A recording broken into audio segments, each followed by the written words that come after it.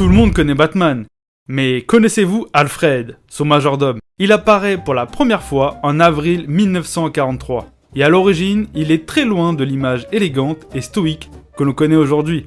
C'était un homme corpulent, un peu maladroit, pensé pour apporter une touche d'humour aux aventures de Batman et Robin. Et détail surprenant, il ne s'appelait pas encore Alfred Pennyworth, mais Alfred Beagle.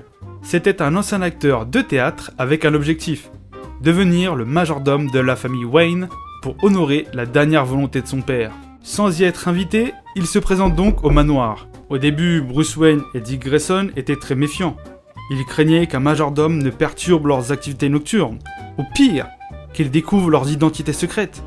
Cependant, lors d'un cambriolage, Alfred tombe par hasard sur une entrée secrète et découvre un hangar caché, contenant le Batplane. À cet instant, il comprend. Bruce Wayne est Batman. Pourtant, il continue sa vie de majordome comme si de rien n'était. Une nuit, il va même encore plus loin.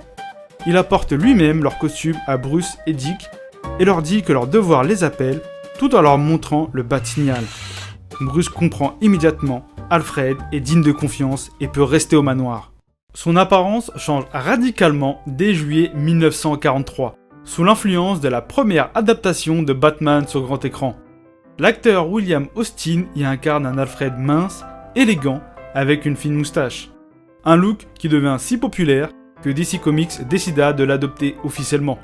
Pour justifier cette transformation dans les comics, une explication est inventée. Alfred doit quitter le manoir pour suivre une cure de remise en forme, afin de revenir complètement transformé.